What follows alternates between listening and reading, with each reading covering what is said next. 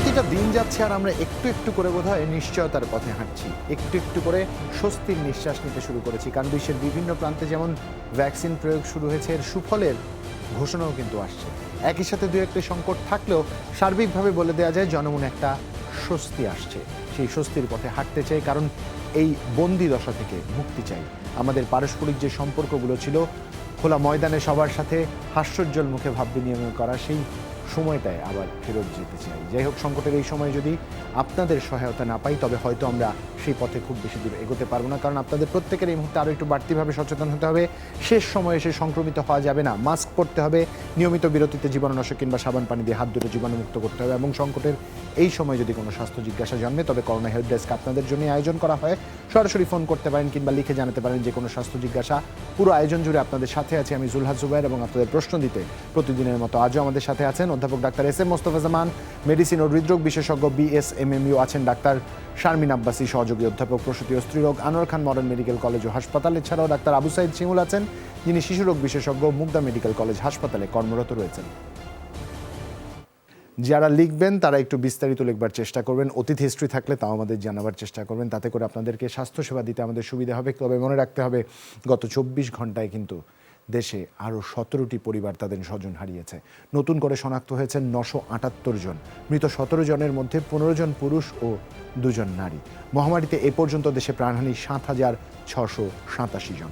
স্বাস্থ্য অধিদপ্তর জানায়, গত 24 ঘন্টায় নমুনা পরীক্ষা করা হয়েছে 15,544টি। এ পর্যন্ত মোট শনাক্ত রোগীর সংখ্যা 5,18,898। 24 ঘন্টায় সুস্থ হয়েছেন 1,021 জন। মোট সুস্থ এখন 4,63,480 জন।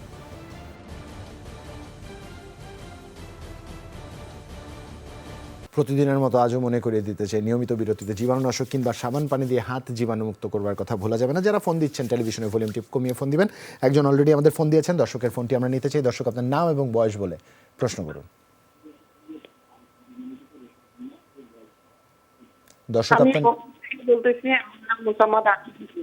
দর্শক, আপনার নামটা আরেকবার বলতে হবে, আমি বুঝতে পারিনি। একই সাথে আপনার বয়স বলে প্রশ্ন করতে হবে। আমার বয়স 25 বছর। আচ্ছা, আমি রংপুর থেকে বলতেছি। জি আপা, বলুন।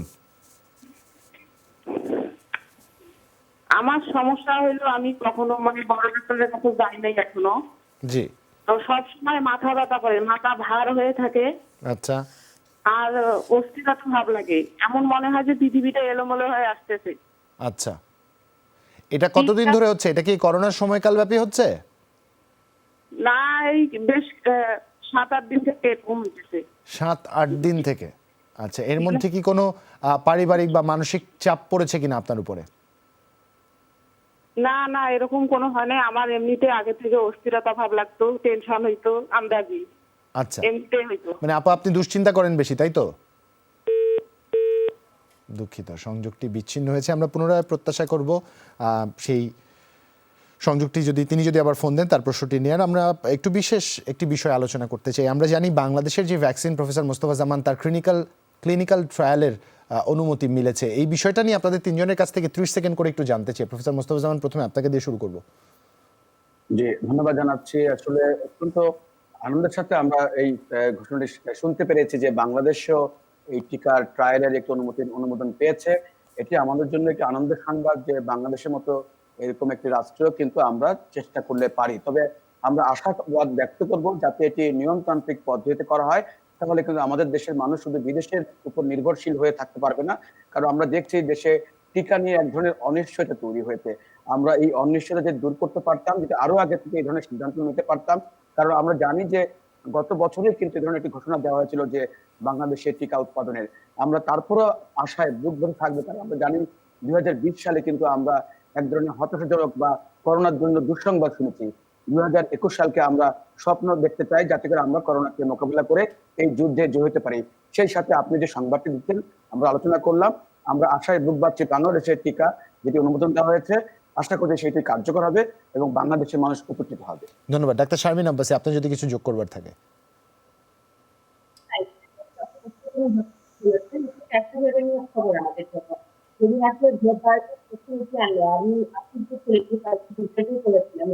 তাদের মনে ছিল যে তারা পারবে, তারা আনতে পারবে।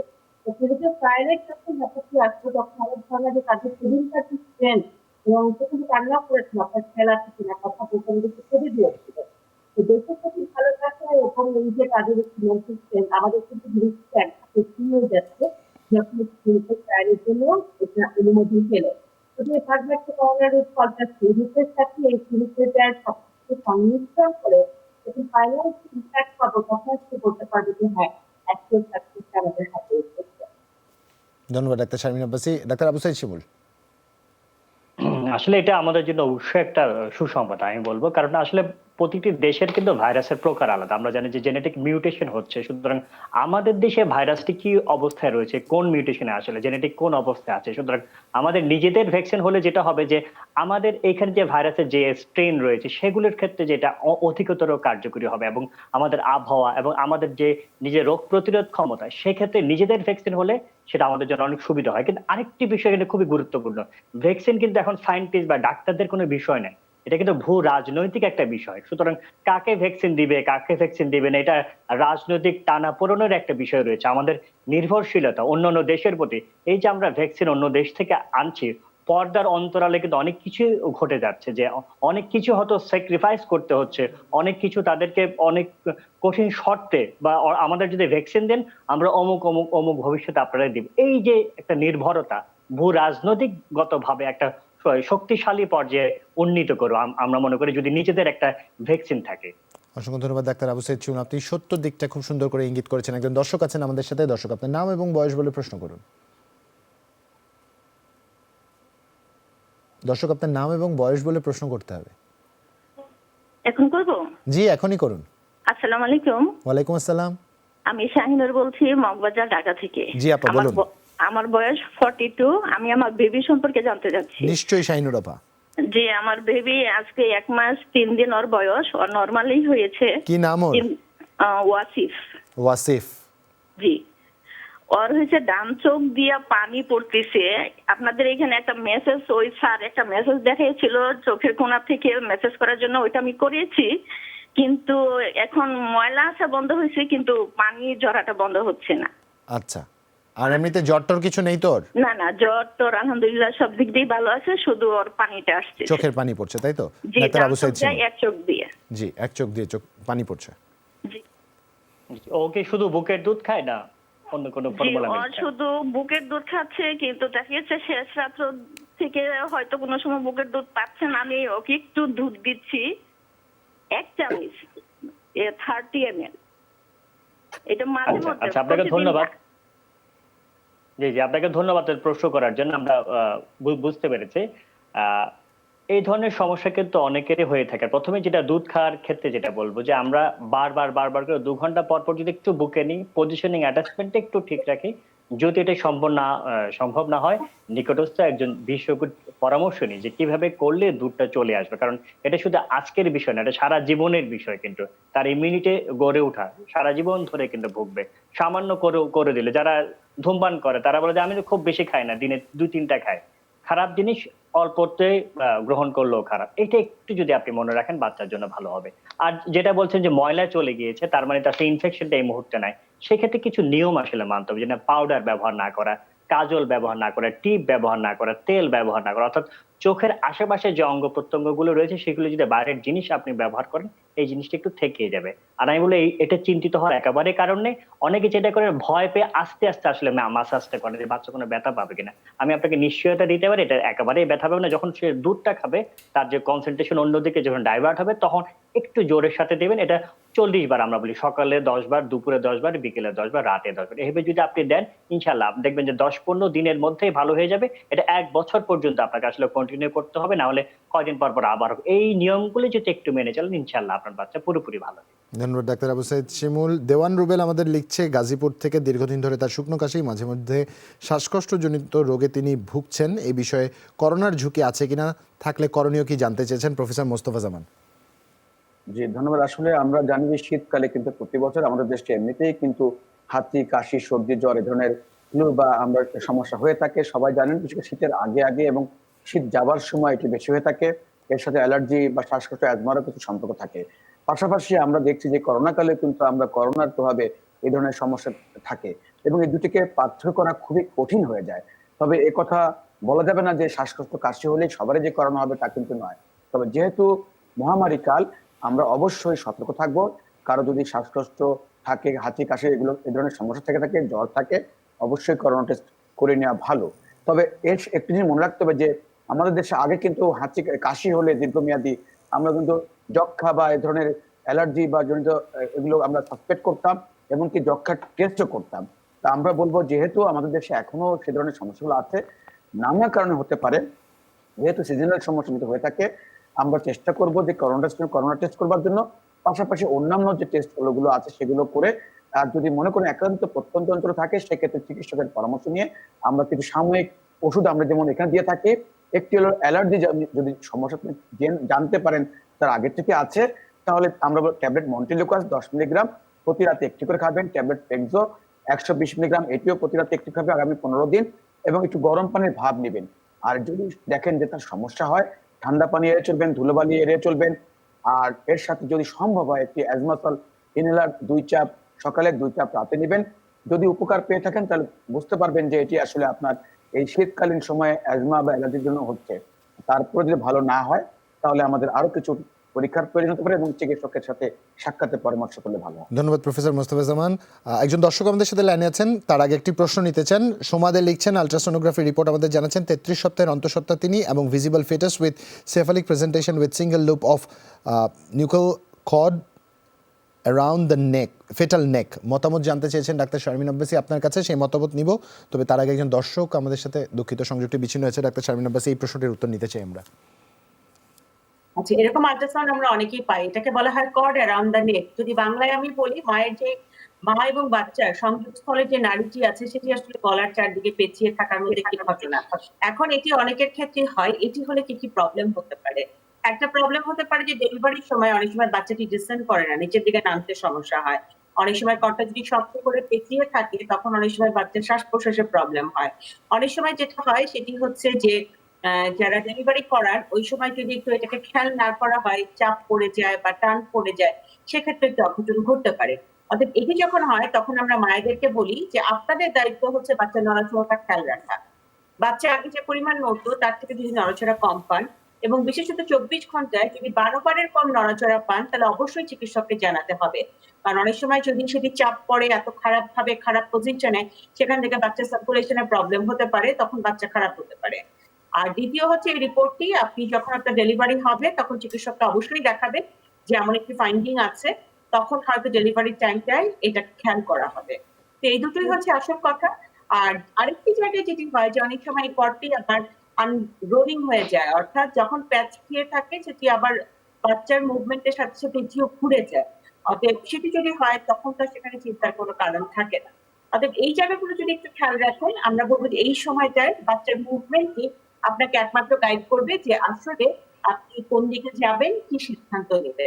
এছাড়া আর ভয়ের কিছু আছে বলে আমি মনে করছি। ধন্যবাদ ডাক্তার শারমিন আব্বাসী। নিশ্চয়ই এটা ওনাদের জন্য অনেক স্বস্তিদায়ক একটি সমাধান বা মতামত হয়ে থাকলো। একজন দর্শক আছেন আমাদের সাথে, দর্শকের ফোনটি আমরা নিতে চাই। দর্শক, আপনার নাম এবং বয়স বলে প্রশ্ন করুন।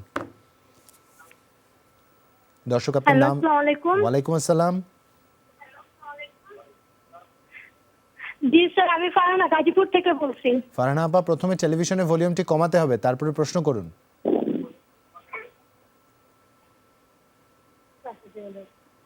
হ্যাঁ, এবার বলুন। স্যার, আমার অনেকদিন যাবত কোমর পিঠ প্রচন্ড ব্যথা করে, শরীর অনেক দুর্বল লাগে। আচ্ছা, আপনার বয়স কত? 22 বছর। আমি খাওয়া দাওয়া ঠিক মতো করছি, কিন্তু আমার শরীর স্বাস্থ্য অনেক শুকনা, শরীর স্বাস্থ্য হচ্ছে না। শরীর স্বাস্থ্য হচ্ছে না, 22 বছর। শিক্ষার্থী নাকি অন্য কোনো কাজ করছেন, অন্য কোনো পেশায় আছেন? না, আমি বাড়িতে আছি, আমার একটা ছেলে আছে। আচ্ছা, বয়স কত ওর? 22 বছর। ছেলের বয়স কত? ছেলের বয়স 15 মাস চলে। 15 মাস চলছে। স্বাস্থ্য বাড়ছে না, তাই তো? আমি এখানে আসলে শরীর অনেক দুর্বল লাগে, মাঝে মাঝে বুক ধরপড় করে। আচ্ছা, সন্তান যখন ভূমিষ্ঠ হয় তখন কি কোনো কমপ্লিকেশন হয়েছিল? আপনার ডায়াবেটিস ধরা পড়েছিল, থাইরয়েডের সমস্যা? না, কোনো সবকিছু নরমাল ছিল। সবকিছু নরমাল ছিল। আমরা প্রথমে একটু ডাক্তার শারমিন আব্বাসীর কাছ থেকে শুনতে চাই, ওনার যদি কিছু জানবার থাকে পরবর্তীতে প্রফেসর মোস্তফা জামানের কাছ থেকে আমরা সংযোজন নিব। এখন ওনার ওয়েট কত আসলে, যেটার জন্য উনি চিন্তিত সেটা জানতে চাচ্ছি। ওজন কত এখন? এখন ওজন কত? আমার আমার ওজন হচ্ছে গিয়ে 39 কেজি। আচ্ছা ঠিক আছে। আর প্রেগন্যান্সির সময় ওজন কত ছিল? 45 ছিল। আচ্ছা ঠিক আছে। আসলে জুবাইর উনি যেটি বলছেন যে এখন 39 কেজি তো অনেক কম। এখন ওজনটি কেন কম এটির কারণ খুঁজতে হয় আমাদের। যেমন অনেকে প্রচুর খান তারপরেও বলেন যে ওজন কম। সেই সময় আমাদেরকে দেখতে হয় যে ওনাদের থাইরয়েডের কোনো সমস্যা অথবা ডায়াবেটিস এই দুটো প্রবলেম আছে কিনা। এই দুটো প্রবলেম থাকলে কিন্তু আমরা অনেক সময় দেখি যে রোগীরা শুকিয়ে যায়, স্পেশালি হাইপারথাইরয়েডিজম যাদের থাকে এবং যাদের ডায়াবেটিসটা কন্ট্রোলে থাকে না, সেরকম কোনো কিছু আছে কিনা। উনি সেরাম টিএসএইচটা করে দেখতে পারেন। আরেকটু যেটা করতে পারেন, ওজিটি করে ডায়াবেটিসটা দেখতে পারেন। আরেকটা হচ্ছে কনস্টিটিউশনাল। আমার মা খালা সবাই শুকনা, আমিও শুকনা। আমি যা খাই তাতেই আমি শুকনা থাকি, কিন্তু আমি সুস্থ আছি কিনা এটি হচ্ছে বড় প্রশ্ন। তো সেরকম যদি এরকম ব্যাপারটি হয় ওনার ক্ষেত্রে যে পারিবারিক ভাবেই ওনাদের এরকম একটা হেলথ স্ট্রাকচার আছে, তাহলে সেটা একসেপ্ট করে নেওয়ার মতো। কিন্তু উনি যদি উইকনেস ফিল করেন, কারণ আমাদের এই মাটা কিন্তু এখন আমরা ধরে নিই যে একটা ল্যাকটেটিং মা, অর্থাৎ বাচ্চাকে হয়তো উনি বুকের দুধ খাওয়াচ্ছেন, বাচ্চার জন্য রাত জাগছেন, অর্থাৎ লাইফের একটা ডাইভার্সন ওনার এই মুহূর্তে কিন্তু আছে। ওনার হয়তো খাটনিটাও একটু বেশি। সেক্ষেত্রে পরিবারের সবাই যদি ওনাকে একটু সাহায্য করেন, ওনার পাশে থাকেন, ওনাকে পর্যাপ্ত ঘুরতে দেন, স্ট্রেসলেস রাখেন, কারণ ওনার গলার শব্দ শুনে মনে হচ্ছে যে উনি খুব চিন্তিত আছে, খুবই চিন্তিত, চিন্তা বোঝাই থেকে যাচ্ছিল। ওনাকে দূরে রাখেন। এবং উনি যদি খাবারটা ঠিক মতো খান, আমরা বলি যে প্রোটিন খাবারটা ঠিক মতো খেতে হবে। ডিম খান 2 থেকে 3টা সাদা অংশ, দুধ খান, মাছ মাংস খান, তাহলে অবশ্যই আপনি সুস্থতা ফিল করবেন। আপনার বডি ওয়েট বাড়ুক আর না বাড়ুক, আমরা চাই আপনার উইকনেসটা দূর হোক। আরেকটি যেটি হয় যে আমাদের অনেক মাদের এই স্টেজ কিন্তু এনিমিয়া থাকে, অর্থাৎ ওনার রক্ত স্বল্পতা আছে কিনা এটি দেখে নেওয়ার একটু বিষয় আছে। সেখানে একজন চিকিৎসককে আপনি দেখাতে পারেন। যদি রক্ত স্বল্পতা থাকে তাহলে কিন্তু একটু আয়রন ট্যাবলেট নিতে হবে। আর এই স্টেজে আমাদের মাদের দুর্বলতা দূর করার জন্য আমরা কিন্তু ক্যালসিয়াম 2 বেলা করে দেই, এবং আমরা স্পষ্ট বলি বাচ্চা যতদিন বুকের দুধ খাবে আপনাদেরকে কিন্তু এই ক্যালসিয়ামটি চালিয়ে যেতে হবে। আপনারা এটা বন্ধ করবেন না কেউ। এবং দ্বিতীয় কথা, আপনি ভিটামিন নিতে পারেন। অ্যালস্টোবিট এম, বেক্সট্রাম গোল্ড, বিভিন্ন নামে ভিটামিন পাওয়া যায় বাজারে। এটা প্রতি রাতে একটা করে খান। আমার কথার ইভালুয়েশন, এই নিয়ম এবং এই ওষুধ, এই তিনটির কম্বিনেশন আপনার যে বিষণ্ণতার জায়গাটি এবং চিন্তার জায়গাটি এটি দূর করবে বলে আমরা আশা করছি। ধন্যবাদ প্রফেসর মোস্তফা জামানের। যদি কোনো সংযোজন থাকে একটু সংক্ষেপে জানতে চাই আমরা। আমি সংক্ষেপে বলি, আসলে ওজন কমে যাওয়া যদি কয়েক মাসের মধ্যে 5% বেশি ওজন কমে যায়, সেক্ষেত্রে আমরা দুশ্চিন্তার কারণ। কিন্তু আগে হয়তো তার সব সময় যদি বংশগত কারণে কম থাকে সেটা কিন্তু ভিন্ন কথা, কিন্তু হঠাৎ করে কমে যাওয়াটা কিন্তু বিশেষ কিছু কারণে রোগের লক্ষণ হতে পারে। একটি হলো যে আমরা খাদ্যাভ্যাসটা বলছি, যেটা ডাক্তার শামীম আব্বাসী বলছিলেন যে যদি কম ক্যালোরি গ্রহণ করেন ক্ষতি হতে পারে। দ্বিতীয়ত কোনো শরীরের রোগের কারণে কমে যাচ্ছে কিনা সেই রোগগুলো খুঁজে বের করতে হবে। কিছু পরীক্ষা নিরীক্ষার কথা ডাক্তার শামীম আব্বাসী বলেছেন। আমি বলবো হিমোগ্লোবিন, একটি হাইপোথাইরয়েডিজম এবং এর সাথে ম্যাল অ্যাবডোমেন সিনড্রোম, অর্থাৎ হজমে কোনো সমস্যা হচ্ছে কিনা, খাওয়া দাওয়া ঠিক মতো হজম হচ্ছে কিনা সেই বিষয়টি আমাদের খেয়াল করতে হবে। এর সাথে ডায়াবেটিস থাকলে এই কয়েকটি গুরুতর প্রধান কারণ। এর সাথে আরো 2-1টি প্রধান কারণ যেগুলো আমরা এখানে রোগী বা না দেখে, দর্শককে না দেখে, আসলে তার অন্যান্য উপসর্গ না দেখে আমরা আলোচনা করতে চাচ্ছি না। তবে বেশিরভাগ ক্ষেত্রে আমরা পাই সুষম খাদ্য গ্রহণ করলে তার যে ক্যালোরি দরকার তার চেয়ে বেশি ক্যালোরি গ্রহণ করলে তিনি আস্তে আস্তে ওজন বৃদ্ধি হবে এবং শরীরের দুর্বলতা কেটে দিয়ে তার মনের শান্তিও আসবে, শরীরের সুখও আসবে। ধন্যবাদ প্রফেসর মোস্তফা জামান। ডাক্তার আবু সাইদ শিমুল, আপনার কাছে একটি প্রশ্ন আছে, বিরতি থেকে ফিরে আপনার কাছে প্রশ্নটির উত্তর নিতে চাই। আয়েশা রূপা তার সন্তানের জন্য বলছে 7 মাস বয়স, ওকে পেঁপে ফুলকপি দিয়ে খিচুড়ি দিয়েছে 2 থেকে 3 দিন। আজকে সকাল থেকে বাচ্চা 4 বার পায়খানা করেছে। কোথাও কোনো সমস্যা কিনা, সমস্যা হলে সমাধান চেয়েছে আপনার কাছে, সমাধান শুনবো আমরা যখন বিরতি থেকে ফিরছি। তখন দর্শক ছোট বিরতির ওপরেই দেখা হচ্ছে, সাথেই থাকুন।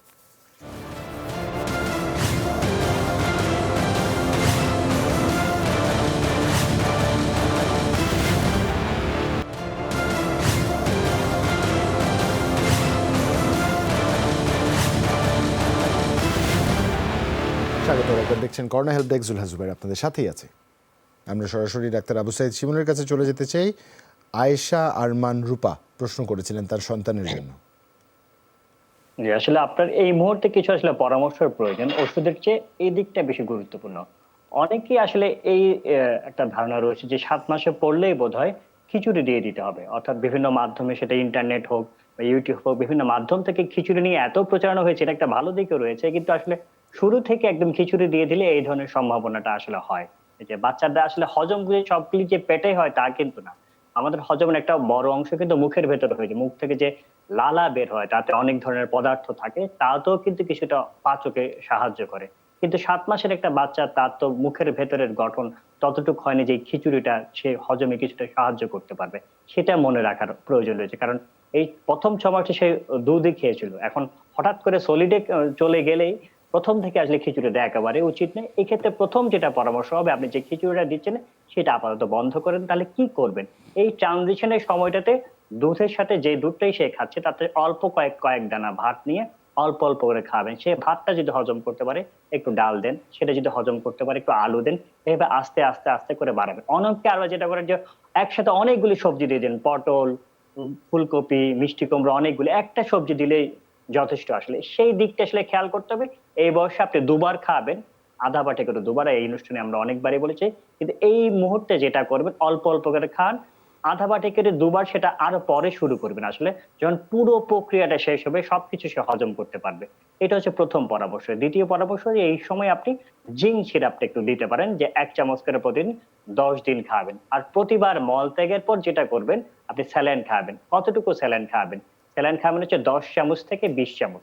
এইভাবে যদি একটু চিন্তা করেন, এবং তাকে যারা লালন পালন করছে তারা যেন সাবান দিয়ে হাত ধুয়ে ফুটানো পানিটা খাবেন, এই নিয়মগুলো একটু মেনে চললেই ইনশাআল্লাহ আপনার বাচ্চা ভালো হয়ে যাবে। ধন্যবাদ আপনাকে ডাক্তার আবু সাইদ শিমুল। একজন দর্শক আছেন আমাদের সাথে ফোনে। দর্শক, আপনার নাম এবং বয়স বলে প্রশ্ন করুন।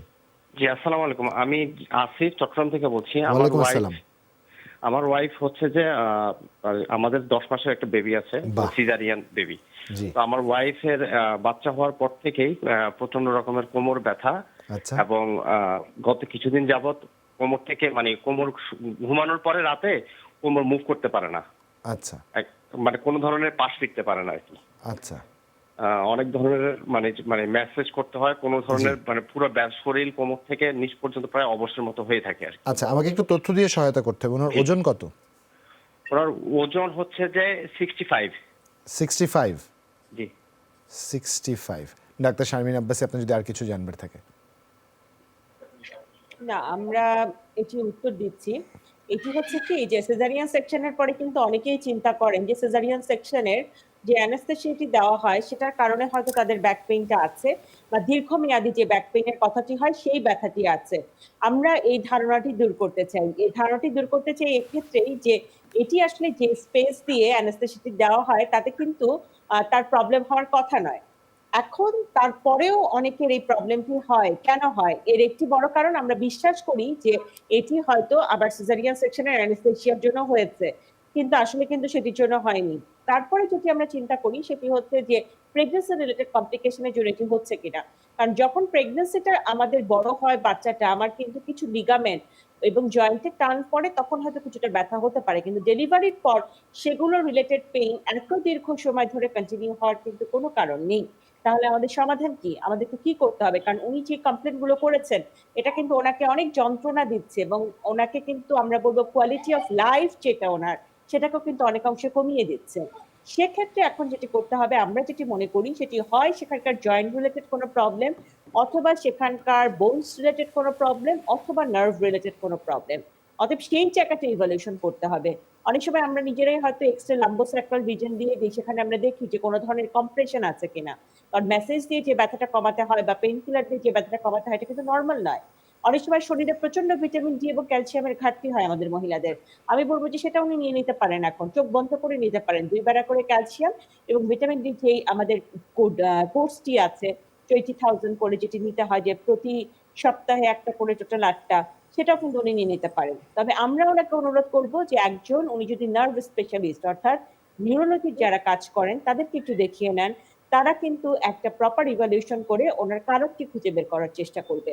কিন্তু আমরা যেটা বলতে চাই, কিছু নিয়ম কানুন, কোমর ভাঁজ করে যে কাজগুলো করা হয় করবেন না, ভারী কিছু উত্তোলন করবেন না, এবং যে জায়গাগুলো বা যেই ধরনের মুভমেন্ট করলে ব্যথাটি বাড়ে সেটা যদি আপনারা একটু প্রতিরোধ করেন তাহলে কিন্তু অনেকাংশে ব্যথাটি কম থাকবে। ধন্যবাদ ডাক্তার শারমিন আব্বাসী। একজন দর্শক আছেন আমাদের সাথে। দর্শক, আপনার নাম এবং বয়স বলে প্রশ্ন করতে হবে। আসসালামু আলাইকুম। ওয়ালাইকুম আসসালাম। আমি রংপুর থেকে বলতেছি। জি ভাই, বলুন। আমার খালার 48 বছর, ওনার প্রচুর অ্যালার্জি, আর কয়েকদিন ধরে বুকের বাঁ পাশে ব্যথা করতেছে। আচ্ছা, এখন উনি ব্যথার জন্য ফেনজিট খাচ্ছে আর হচ্ছে গ্যাসের পেন্টোরিক্স। এখন উনি অ্যালার্জির জন্য কি ওষুধ খেতে পারে, আর বুক ব্যথার জন্য কি ওষুধ খাবে? আচ্ছা, বুক ব্যথার প্রকৃতিটা আমরা একটু জানতে চাই, তবে তার আগে একটু জানতে চাই ওনার ব্লাড প্রেশারের সমস্যা আছে কিনা। ওনার কি বুঝলাম না একটু। রক্তচাপের সমস্যা আছে কিনা? রক্তচাপের- হ্যাঁ, না রক্তচাপের কোনো সমস্যা নেই। ডায়াবেটিসও নেই? ডায়াবেটিস আছে। ডায়াবেটিস আছে। ডায়াবেটিসের মাত্রাটি কেমন? মাত্রা 6-9। 6 এবং 9? হ্যাঁ 6। খাবার আগে 6, খাবার পরে 9। আচ্ছা, হ্যাঁ সেক্ষেত্রে একটু বলতে হবে যে ওনার যে বুকের ব্যথাটি, উনি কি একটি নির্দিষ্ট জায়গায় ব্যথাটি অনুভব করতে পারেন নাকি এক এক সময় এক এক জায়গায় হয়? হ্যাঁ, একটা নির্দিষ্ট জায়গায়। একটা নির্দিষ্ট জায়গায় কাজ করলে এই ব্যথাটা বাড়ে কিনা? কাজ করলে ব্যথাটা বাড়ে। সিঁড়ি ভাঙলে হাঁপিয়ে ওঠেন কিনা তিনি? হ্যাঁ, সিঁড়ি বাংলা হাঁপিয়ে ওঠে। সিঁড়ি ভাঙলে হাঁপিয়ে ওঠেন, বুঝতে পেরেছি। প্রফেসর মোস্তফা জামান শুনছিলেন। জি, ধন্যবাদ। আসলে খুব সুন্দর করে আপনি ইতিহাস নিয়েছেন জুবাইর।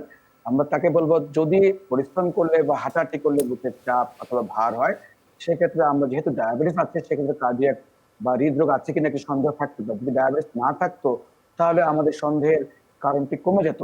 আমরা ইটিটি করলে বুঝতে পারবো যে ইটিটি যদি ভালো থাকে তাহলে হৃদরোগের সম্ভাবনা বা আশঙ্কা কম। আর যদি ইটিটি খারাপ থাকে, পজিটিভ থাকে, সেক্ষেত্রে হৃদরোগের আশঙ্কা থাকতে পারে। সেক্ষেত্রে আমরা ট্যাবলেট ইকোস্প্রিন এবং এর সাথে ট্যাবলেট অ্যাটোভা 10 মিলিগ্রাম আর নাইট্রোমিন এসআর 2.6 সকালে একটা, রাতে একটি। ইটিটি নেগেটিভ থাকলে কিন্তু আমরা এই ওষুধগুলো এতটা নাও লাগতে পারে। সেক্ষেত্রে তার যে প্রথম যে বলেছেন, যে একটি পয়েন্ট করেছেন যে একটি জায়গায় তার ব্যথা হয়, সেক্ষেত্রে অ্যাসিডিটি হতে পারে অথবা সার্ভাইকাল স্পন্ডিলিস হতে পারে। ট্যাবলেট না পাওয়া 500 মিলিগ্রাম সকালে একটি, রাতে একটি, 2 বেলা খাবেন আগামী 15 দিন। গ্যাস্ট্রিক ওষুধ অবশ্যই খাবেন, প্যান্টোনিস 20 মিলিগ্রাম সকালে একটি, রাতে একটি, এবং এর সাথে ওমিডন 10 মিলিগ্রাম সকালে, রাতে, দুপুরে, রাতে 3 বেলা খেতে পারেন আগামী 15 দিন। একটু শাকসবজি, কাঁচা ফলমূল বেশি খাবেন, বেশি করে পানি পান করবেন। যদি দেখেন যে ব্যথা চলে যায় তাহলে ভয়ের কোনো কারণ নেই। এরপরেও যদি ব্যথা না যায় তাহলে ইটিটি করতে বলবো। আর যদি প্রথম দিকে যে এইসব পরামর্শ দিলাম, যদি এই পরামর্শে তার বুকে ব্যথা চলে যায় খাদ্যাভ্যাস এবং সামান্য কিছু ওষুধে, এবং ইটিটি যদি করতে না লাগে ভালো। কিন্তু দেখেন যদি ডায়াবেটিস নিয়ন্ত্রণ না থাকে, তবে ডায়াবেটিস ভালো বলেছেন, 6-9 যেটি বলেছেন সেটি ভালো আছে। ইটিটি করে যদি নেগেটিভ থাকে তাহলে আমরা বলবো ভয়ের কোনো কারণে। ইটিটি নেগেটিভ পজিটিভ থাকলে সেক্ষেত্রে আমরা বলবো যে পরামর্শ 3টি ওষুধ দিলাম, নাইট্রোমিন, ইকোস্প্রিন এবং অ্যাটোভা খেতে হবে। প্রফেসর মোস্তফা জামান, উনি অ্যালার্জির কথা বলেছিলেন, সেক্ষেত্রে অ্যালার্জির জন্য কি ওষুধ খেতে পারেন? অ্যালার্জির জন্য মন্টিলুকাস মোনাক্স 10 মিলিগ্রাম, এটি আগামী 1 মাস খাবেন প্রতি রাতে। আর টেকজো 120 মিলিগ্রাম তৃতীয় প্রতি রাতে একটি করে 2 সপ্তাহ খেতে পারেন। তবে এটি মনে রাখবেন যে অ্যালার্জি শুধু ওষুধ দিয়ে নিবারণ করা যায় না। যে কারণে অ্যালার্জি হয়, যেমন ঠান্ডা, ধুলোবালি, কোনো খাদ্যের সাথে সম্পর্ক আছে কিনা, সেই বিষয়গুলো খেয়াল করতে হবে, সেগুলো বর্জন করতে হবে। ধন্যবাদ প্রফেসর মোস্তফা জামান। আমরা একটা বিরতিতে যাচ্ছি, বিরতির পরে ফিরে এসে আরো বেশ কিছু প্রশ্নের উত্তর নেবার চেষ্টা করবো। দর্শক, ছোট একটা বিরতির উপরে দেখা হচ্ছে, সাথেই থাকুন, ফিরছি।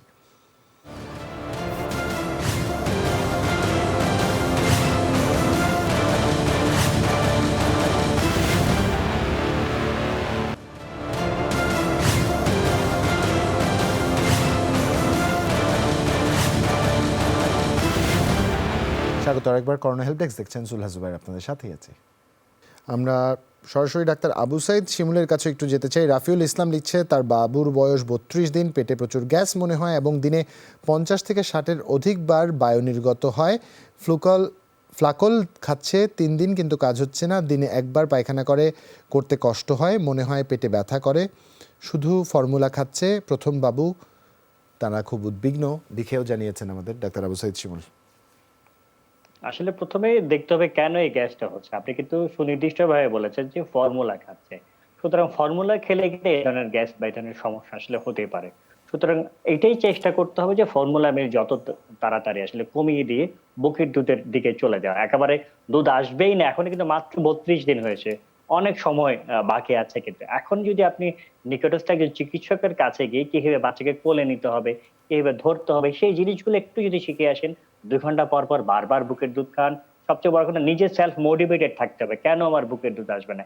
এই জিনিসটা করলে শুধু যে আপনার এই যে পেটের সমস্যার সমাধান হবে তা না, আমরা এই অনুষ্ঠানের শুরুতেই বলেছিলাম কিন্তু তার ইমিউনিটি গ্রো, তার বেড়ে উঠবে, তার ব্রেন ডেভেলপমেন্ট হবে। সুতরাং সারা জীবনের জন্য কিন্তু সে একটা শক্তিশালী বাচ্চা হিসেবে গড়ে উঠবে, সেটা একটু খেয়াল করতে হবে। এইটা হচ্ছে প্রথম কথা। দ্বিতীয় কথা হচ্ছে, প্রতিবার দুধ খাওয়ানোর পরে আপনি যেটা করবেন যে বার্পিং, যেটা বলে আপনার কাঁধে নিয়ে পিঠে 8-10 বার করে ঢেকু উঠাবেন। এটা করলেই অনেকটা উপকার পাওয়া যায়। আর অনেকেই যেটা করে যে বারবার বুকের দুধটা খাওয়া, কারণ বুকের দুধ খাওয়ালে তো 120 ছেড়ে দেয়, পরিমাণটা বোঝা যায়। ফর্মুলা মিল্ক খাওয়ালে কিন্তু সেটা বোঝা যায় না। অর্থাৎ যে পরিমাণটা খাওয়াচ্ছেন তার চেয়ে একটু কম পরিমাণ দেন। অনেকে আবার যেটা করেন যে এই ধরনের সমস্যা হলে একটু পাতলা করে তৈরি করেন, সেটা করবেন না। সারা পৃথিবী জুড়ে দুধ তৈরি করার নিয়ম হচ্ছে আমরা বলি 1 আউন্স পানিতে 1 চামচ দুধ, অর্থাৎ 30 ml পানিতে 1 চামচ দুধ। সেটা পৃথিবীর সকল দুধের ক্ষেত্রে প্রযোজ্য। সেটা আপনি কিন্তু একটু মেনে চলবেন এবং একটু গ্যাপ দিয়ে দিয়ে খাওয়ান। এই জিনিসগুলো একটু মেনটেন করার পরে যদি এই সমস্যাটা থেকে যায় তাহলে ফাকল ড্রপটা খাবেন। তার সাথে আমরা বলবো একটা ননিহাল এই সিরাপটা রয়েছে, এটা 1/2 চামচ করে 2 বার 10 থেকে 15 দিন তেল, কিন্তু নিয়মগুলো মানা জরুরি। নিয়ম মানলে এবং এই ওষুধটা ফ্লাকলের সাথে খাওয়ালে ইনশাআল্লাহ আপনার বাচ্চা ভালো হবে। ধন্যবাদ ডাক্তার আবু সাইদ শিমুল। ডাক্তার শারমিন আব্বাসী, সানজিদা শারমিন আমাদের ফলো আপ জানিয়েছেন, তার বয়স 33, 26 সপ্তাহের প্রেগনেন্ট। তিনি সিবিসি 11, ওজিটিটি 4 এবং 5.3, দুবেলা ক্যালসিয়াম, একবেলা আয়রন এবং মাল্টিভিটামিন খাচ্ছেন। এটা তার সেকেন্ড বেবি, প্রথমটি সি সেকশনে 3 বছর আগে। অ্যানোমালি স্ক্যান করেছে, সব ঠিক আছে। তার দুটি প্রশ্ন, ওজিটিটি রিপোর্ট ঠিক থাকার পরও আগামী 3 মাসে কি আর ডায়াবেটিস হওয়ার সম্ভাবনা আছে কিনা, আর তার কি নর্মাল ডেলিভারির কোনো সম্ভাবনা আছে কিনা।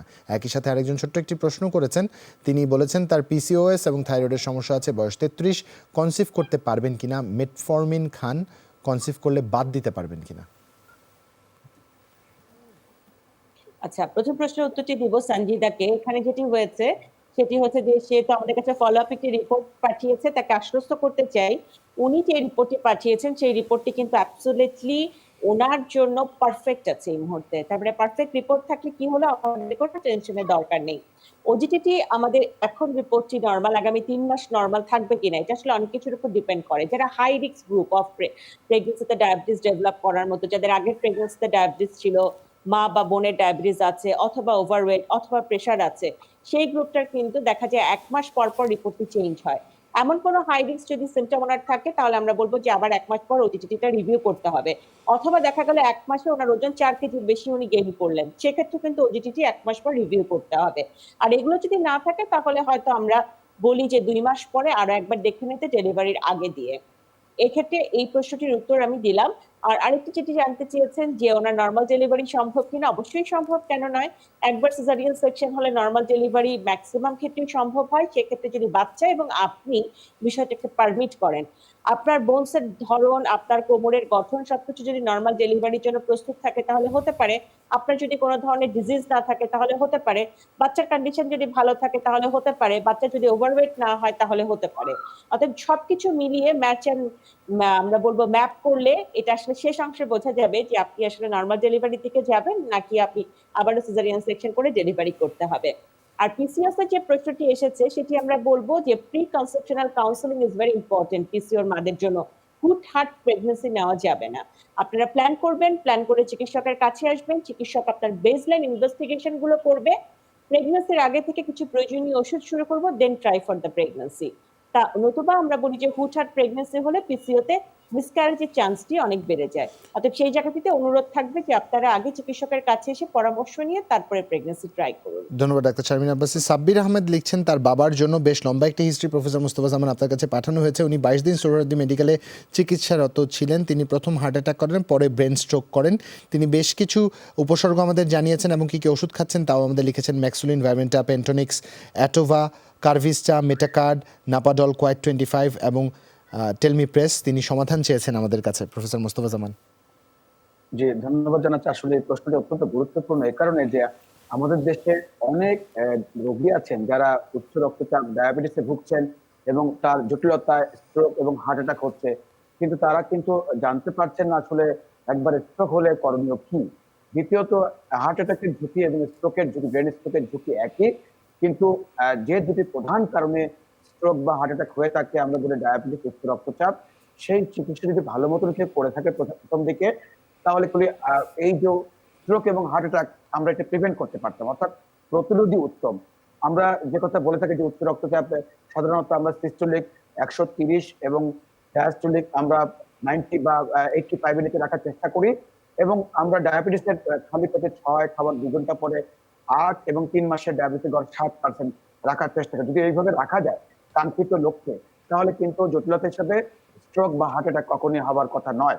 কিন্তু তিনি ইনসুলিন ব্যবহার করছেন, ওষুধ ব্যবহার করছেন, তারপরেও কিন্তু নিয়ন্ত্রণ নেই, অর্থাৎ ডোজটি ঠিক মতো হচ্ছে না। একইভাবে প্রেশারের ওষুধ খাচ্ছেন কিন্তু ডোজটি ঠিক মতো হচ্ছে না। অর্থাৎ এইসব কারণে কিন্তু ওষুধ খাবার পরেও তার স্ট্রোক হচ্ছে, হার্ট অ্যাটাক হচ্ছে। আরেকটি বিষয় মনে রাখবেন, তার বাম হাত বাম পা অবশ বলেছেন, সেটি স্ট্রোকটি কোন ধরনের, এটি কি তার ইসকেমিক স্ট্রোক নাকি হেমোরেজিক স্ট্রোক, সে কথা লিখেননি। তবে অত্যন্ত গুরুত্বপূর্ণ একটি ওষুধ ইকোস্প্রিন, সেটি কিন্তু তিনি লেখেন, সেটি ভুল করে লেখেননি নাকি আসলে তাকে দেওয়া হয়নি। যদি না দেওয়া হয়ে থাকে তাহলে হয়তো তার হেমোরোজিক টাইপের স্ট্রোক ছিল। আর যদি ইকোস্প্রিন ভুল করে দিয়ে থাকেন, না দিয়ে থাকেন, তাহলে আমি মনে করি সেই বিষয়টি সুরাহা করা দরকার, কারণ এটি অত্যন্ত গুরুত্বপূর্ণ একটি ওষুধ। এটি যদি ইসকেমিক স্ট্রোক থাকে তাহলে আমরা বলবো অচিরে এই ইকোস্প্রিন জাতীয় ওষুধটি সংযুক্ত করা উচিত। তার জন্য ফিজিওথেরাপি খুব গুরুত্বপূর্ণ, যেহেতু বাম হাত অবশ, নিয়মিত ফিজিওথেরাপি পাবেন। এটির জন্য বাড়িতে যারা যেহেতু তার ছেলে ফোন করেছেন, আমাদের জানিয়েছেন, তিনি শিখে নেবেন, শিখে বাবাকে নিয়মিত হাত এবং পায়ের যে ব্যায়ামগুলো ডাক্তার সাহেব বা চিকিৎসককে দেখে দিয়েছেন সেগুলো বাড়িতে নিয়মিত করবেন, এবং তাহলে কিন্তু আস্তে আস্তে তিনি ভালো থাকবেন। আর যে ঝুঁকির কারণে এই রোগটি হয়েছে, প্রেশার এবং ডায়াবেটিস, সেটি অবশ্যই ওষুধের মাধ্যমে নিয়ন্ত্রণ রাখার চেষ্টা করবেন বলে আমরা আশা করি। ধন্যবাদ প্রফেসর মোস্তফা জামান, একই সাথে ধন্যবাদ ডাক্তার শারমিন আব্বাসী, ডাক্তার আবু সাইদ শিমুল, আপনাকেও ধন্যবাদ। দর্শক আজ এখানেই বিদায় নিতে চাই, সবাই ভালো থাকবেন, শুভরাত্রি।